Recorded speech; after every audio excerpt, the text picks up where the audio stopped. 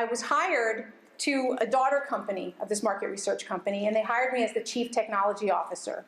And I had just left my own technology company and was a little burned out.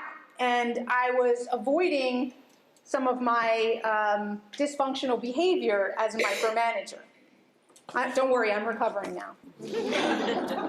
And so I was looking for, the grass is greener, a 9-to-5 job, because this was a big organization with lots of resources, right? Because that's the way it is when you've got a lot of resources like you guys. There's got to be a lot of money behind it, right? It's easy, 9 to 5, no problem, right? Most people laugh at that part. Just saying. But that's what I thought. And what I did learn through my experiences there is the grass is greener where you water it. Think about that. The grass is greener where you water it. So before I started this position, 2 weeks before I started, I had to be involved in a turnaround situation. So I was in a task force, and through this task force, I took my boss's job, who was responsible for a holding company, responsible for 5 companies across 4 countries. So if I thought I was going to take it easy, what do you think? This was not what I was expecting. And try to micromanage in that type of role burnt me out real quick. And so very quickly, instead of in my other role where I was blaming everybody else, now I started to blame myself. Because those are the 2 things we do when we get stressed. And I didn't have the emotional intelligence that I have today. So I went into his office because I was so overwhelmed and frustrated, and this wasn't what I signed up for.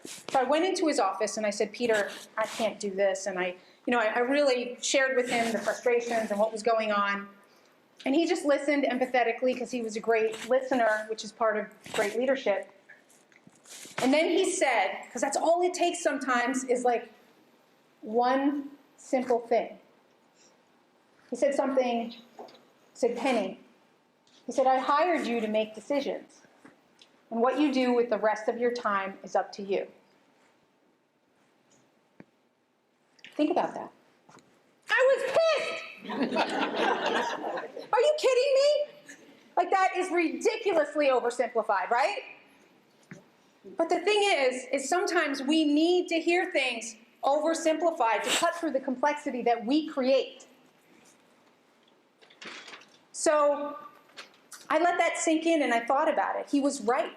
That was profound. And it had me realize that the decisions were the 20% that were going to make 80% of the difference.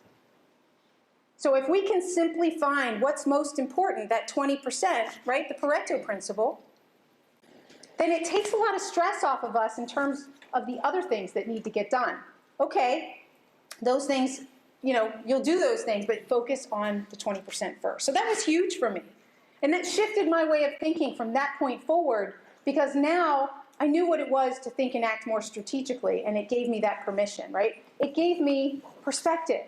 Do you get it?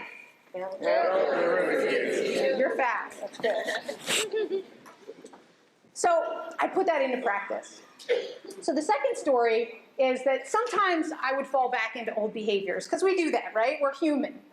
So I'd fall back and I'd go into his office and I'd be frustrated, and then he would tell me whatever he told me, push certain buttons or do something, and I'd leave his office and I would be motivated and I would be directed and focused.